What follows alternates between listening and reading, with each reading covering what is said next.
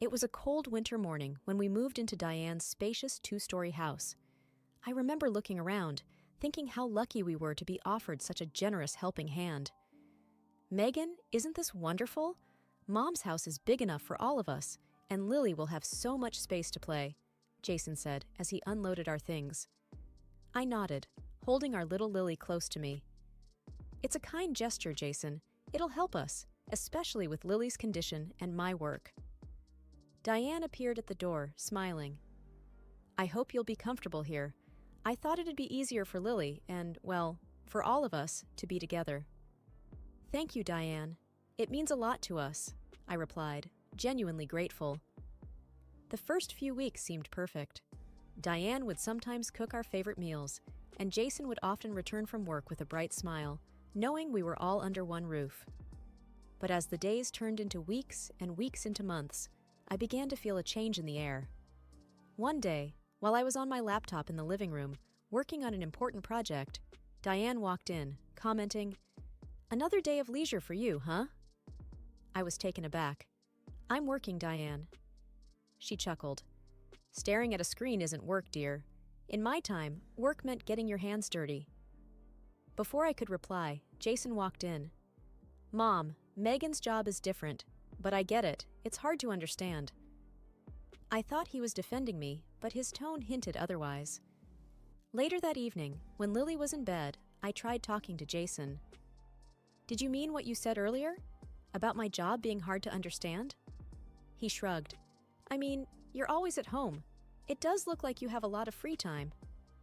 I was taken aback. "Jason, just because I work from home doesn't mean I'm not working. My job is demanding." He sighed.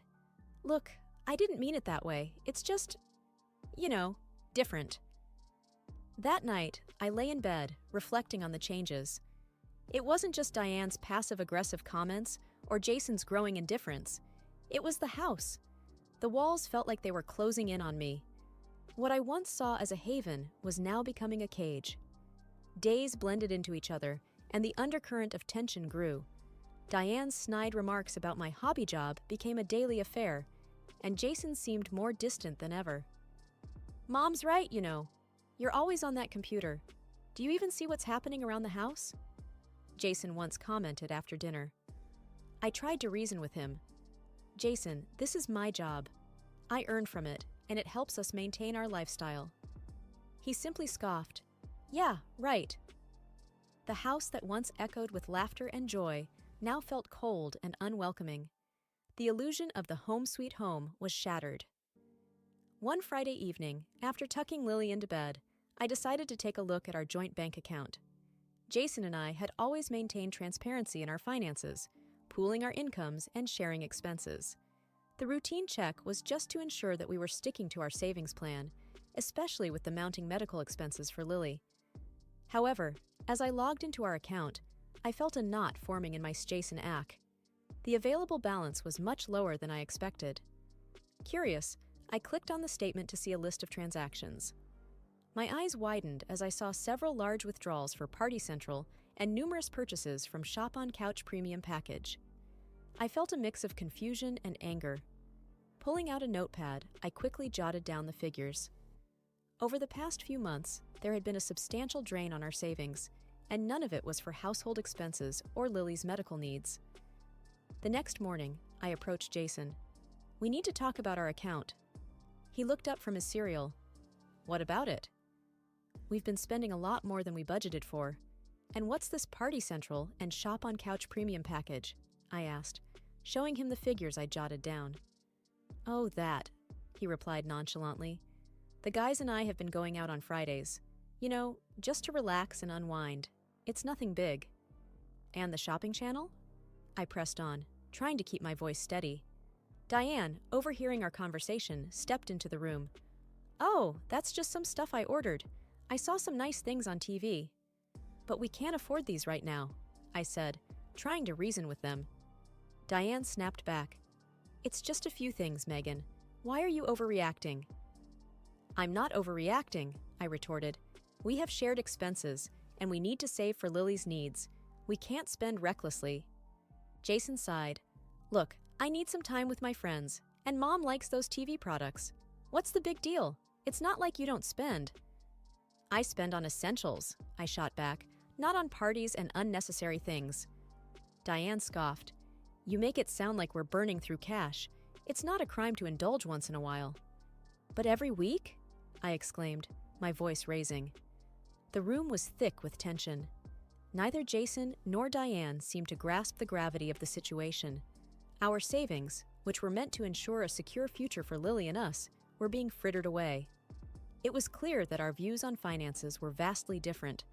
Diane's careless spending and Jason's nonchalance were alarming. I realized that the promise of a shared future based on mutual understanding and respect was beginning to crumble. This wasn't just about money, it was about trust and shared responsibilities. I walked away, feeling more isolated than ever. The reality of our situation was becoming clearer by the day, and the once harmonious house was now filled with discord and resentment. One evening after work, I decided to treat myself to something I hadn't done in a long time: shopping. I headed to a nearby boutique, and after browsing for a bit, I spotted a gorgeous dress. It was simple yet elegant, perfect for an upcoming work event. As I checked the price tag, I hesitated for a moment. It was slightly over my usual budget for clothing, but then I thought of the hard work I'd put in, the hours spent on projects, and the recent bonus I'd received. I deserved this.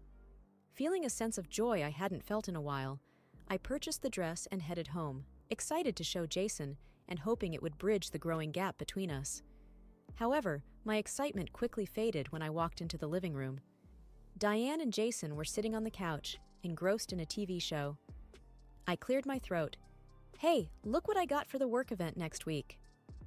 As I pulled out the dress, Diane's eyes immediately zeroed in on the price tag. That seems expensive, she remarked. It's a bit more than usual, but it's for a special event, I explained, hoping for some support from Jason. But Jason just looked at the dress and said, Did we really have the money for this? Feeling cornered, I replied, It's from my bonus. I thought it'd be okay. Diane scoffed. After making such a fuss about our expenses, you go and buy this? Jason chimed in. Mom's right. You lecture us about saving and then go on a shopping spree? It's just one dress, Jason, I exclaimed, my voice rising. I work hard too. Can't I treat myself once in a while? Diane's voice dripped with sarcasm. Sure, while the rest of us tighten our belts. The joy I had felt moments ago was now replaced with humiliation and anger. I couldn't believe that after all the reckless spending on their part, they were criticizing me for one purchase. I retreated to our room, clutching the dress, feeling more alone than ever. The dress, which was meant to be a symbol of my accomplishments, now felt like a burden. Lily's health had always been fragile, and on this particular week, she came down with a high fever. I took some days off work to care for her, but on Thursday, I received an urgent call. My boss needed me in the office for an essential presentation. I was in a dilemma. I couldn't leave Lily alone. I approached Diane, hoping she would understand. Diane, I have a request. Can you please watch over Lily Jason Oro? I have a crucial meeting at work. Diane looked up from her magazine, clearly annoyed. Again? Why can't you handle your work without leaving your sick child? I wouldn't ask if it wasn't important, I pleaded. She sighed dramatically. Fine, but just this once. Relieved, I thanked her and went to inform Jason about the plan. Diane has agreed to watch Lily Jason Oro. Can you come home early just to make sure everything's okay? Jason, who was scrolling through his phone, seemed distracted. Sure, I'll try. The next day, as I was getting ready for work, my phone buzzed. It was a message from Diane. Sorry, dear. My friends just called. They want to meet up. I can't watch Lily today. Panicking, I called Jason. Can you come home? Diane can't watch Lily. There was a long pause before he replied. Megan, I can't. I've got a lot going on today. Diane promised she would, and now she's bailing. I need your help, I implored. He sighed. Okay.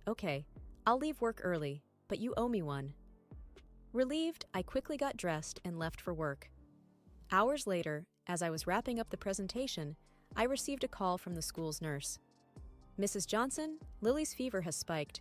She's in a lot of distress. My heart raced. I'll be there right away. When I arrived at the school, the sight of my little girl, flushed and in tears, broke my heart. I wrapped her in my arms and tried to soothe her. Why wasn't she at home? Where was Diane or Jason? I thought furiously. Upon reaching home, I found the house empty. Hours later, Jason strolled in, the smell of alcohol strong on his breath. "Where were you?" I demanded. Jason blinked in confusion. "What? I told you I'd come home early, but the guys wanted to hang out. So..." "You promised," I shouted.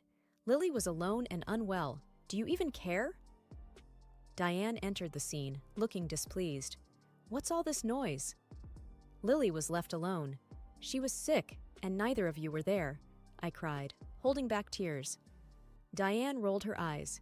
"You always make a scene. She's just a kid. She'll bounce back." I was at my wit's end. "This is not a home," I whispered, my voice breaking. "I can't do this anymore." Jason looked taken aback. "What are you saying?" "I'm saying this isn't working. We need to make changes," I said, my voice firm. The room was thick with tension. Diane looked smug, while Jason seemed confused. As for me, it was clear. This was the breaking point. Things had to change. The days that followed were filled with introspection. Seeing Lily so vulnerable had shaken me deeply, and I spent hours contemplating our future. The house was eerily quiet, the tension palpable. Diane kept her distance, while Jason seemed to be constantly avoiding any conversation. One evening, as I was sitting in my room, there was a soft knock at the door. It was Lily. She climbed onto the bed beside me, her tiny face solemn. "Mommy, why is everyone so sad?" I took a deep breath, holding back my tears. "Sometimes adults have disagreements, sweetie." She hugged her teddy bear tighter. "I don't like it. I want everyone to be happy." Her innocent words struck a chord. I realized I had to make a change, not just for my well-being, but for Lily's future. The next morning, I met with a lawyer to discuss the possibility of a divorce. As we spoke, it became evident that while the journey wouldn't be easy, it was necessary. A few days later, I mustered up the courage to talk to Jason. "We need to talk," I began, my voice shaking. He looked up from his laptop. "About?" "Us. This situation," I replied, motioning around the house. He sighed. "Not this again." I took a deep breath, trying to remain calm. "Jason, I've decided to file for divorce." He looked at me, stunned. "You're overreacting. We just hit a rough patch." "It's more than that," I replied, my voice firm. "I can't raise Lily in this environment. She deserves better." He looked away. "So you're just giving up on us?" "I'm choosing what's best for Lily and me." There was a long pause before he finally spoke. "Fine, if that's what you want." I nodded. "It's what's needed." The following week, as I was packing our belongings, Diane entered the room. She looked at the boxes and scoffed. "Running away?" I looked at her. "Starting fresh." She smirked. "You think you'll manage on your own?" "For Lily, I'll manage anything," I replied with determination. Diane just huffed and left the room. The day we moved out was emotional. The house that once held dreams and promises was now just a painful reminder of what was lost. As I locked the door for the last time, I looked back, a mix of sadness and hope in my heart. Lily held my hand. "It'll be okay, right, Mommy?" I smiled at her. "Yes, sweetie. We'll be just fine." Our new apartment was cozy and small, nestled in a quiet neighborhood. I remember the first night we moved in. Boxes were strewn everywhere, and I had just managed to set up Lily's bed. As we lay there, listening to the sounds of the city outside, she whispered, "I like it here, Mommy." I kissed her forehead. "Me too, sweetie. It's our new beginning." The next few weeks were busy. I juggled work and setting up our new home, making sure Lily felt settled and secure. My work colleagues were supportive, especially my boss, who often checked in to see how we were doing. One evening, as I was making dinner, there was a knock on the door. Opening it, I was met with the smiling face of our neighbor, Mrs. Patterson. A kind elderly lady, she held out a freshly baked pie. "Thought you two could use a warm welcome." I smiled. touched by her gesture. "Thank you, Mrs. Patterson. That's really sweet." She winked. "Just call me June. And anytime, dear." The community around us was warm and welcoming. Slowly, the shadows of our past began to fade as Lily and I got involved in various activities. Lily joined a dance class and made new friends, while I discovered a local book club where I met like-minded individuals. One evening, as Lily and I sat on our balcony, she looked up at me.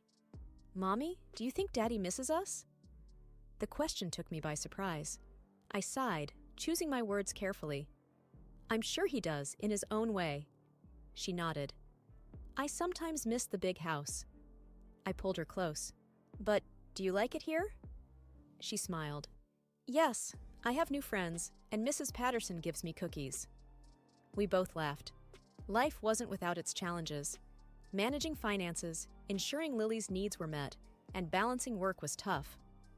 But I took each day as it came. I began to get a grip on our expenses, started saving, and even dabbled in some investments. My background in finance certainly came in handy. One day, I received a call from an old college friend, Mark. "Megan, it's been ages. How have you been?" We chatted for a while, catching up on old times. Mark was now part of a startup, and they were looking for investors. The project seemed promising, and after some thorough research, I decided to invest. To my surprise, the venture took off, and the returns were beyond my expectations. Suddenly, our financial situation changed for the better. But more than the money, it was the sense of accomplishment that meant the world. One evening, June invited us over for dinner. As we sat around her dining table, she looked at me with a twinkle in her eye. "You've done well, Megan. I admire your strength." I smiled. "Thank you, June. It's been a journey." She nodded. "And it's just the beginning." Looking at Lily, who was busy with her dessert, I realized she was right. We had faced our fair share of challenges, but we had also found our path. This was, indeed, a new beginning. A few months after my new beginning, life had found a rhythm, and every day felt like a blessing. Then, out of the blue, my phone buzzed with a name I hadn't seen in a while. Jason. "Hello, Jason," I greeted cautiously. "Megan." His voice sounded odd, a mix of false cheer and underlying desperation. "How have you been?" "I've been well, thanks. And you?" I asked, more out of politeness than genuine interest. There was a pause. "I've been thinking, Megan. Maybe we were too hasty in our decisions. What do you say about giving us another chance?" I was taken aback. "Why now?" He hesitated. "Well, I've heard things are going well for you financially. We could support each other, you know." The implication was clear. I remembered the joint account and how my earnings were treated as our money, while his wasteful expenditures were never discussed. I decided to play along. "How's Lily? Have you been keeping tabs on her health?" "Oh, she's your responsibility now, isn't she?" he replied dismissively, confirming my worst suspicions. "Look, Megan, Mom and I have had some bad luck. We've burned through our savings and have some debt." "So, you thought you'd return to the safety net you abandoned?" I replied coldly. He tried to laugh it off. "Oh, come on, Megan. Families stick together, right?" "Not when the family abandons one of their own," I retorted. There was silence on the line. "So you won't consider my offer?" "Jason, you've made your choices, and I've made mine. I've learned my worth, and it's not as a safety net for someone who never valued me." The city skyline was a mesmerizing sight from the expansive windows of my new office. With a recent promotion, I had moved to the top floor, and the view was symbolic of how far I'd come. My work, once dismissed as mere internet stuff, was now at the forefront of the company's operations. A chime from my computer alerted me to a new email, and I was pleased to find it was a congratulatory note from the CEO on the success of my latest project. While I was immersed in my work, my colleague, Jenny, walked in with a cheeky grin, holding a tablet. "Have you seen this, Megan?" It was a local news article. My ex-husband's face was on it, along with a story about the foreclosure of their house due to mounting debts. The article mentioned how he had spiraled after our divorce, with lavish spending habits that he could no longer maintain. Jenny raised an eyebrow. "Didn't see that coming, did you?"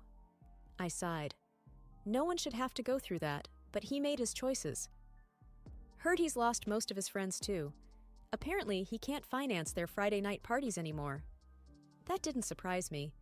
Those friends were around only for the good times, drawn to the allure of freebies and luxurious parties. Anyway, Jenny changed the topic. Heard you're being considered for another project? The European expansion? I nodded, smiling. Yes, I'm prepping for it. It's going to be challenging but exciting. Jenny left, and I took a break, stepping out onto the balcony attached to my office. The breeze felt calming, and as I looked down, I saw the coffee shop where I had last seen my ex-mother-in-law. She was animatedly talking to her circle of friends, probably recounting embellished tales about how heartless I was, not extending a helping hand to them in their time of need. I could have felt bitter or angry, but I didn't. I had shed the weight of their toxic influence, and now I was soaring, both professionally and personally. That evening, as I picked up Lily from her after-school class, her teacher, Mrs. Allen, approached me. Megan, I must say, Lily's resilience and strength are commendable. She's an excellent student and a joy to have in class. Thank you, Mrs. Allen. She's my rock, I replied, beaming with pride. As we drove home, Lily chatted about her day. Mom, we learned about caterpillars turning into butterflies today. They go through so much change. I smiled at her. Yes, and sometimes change is necessary to become something beautiful.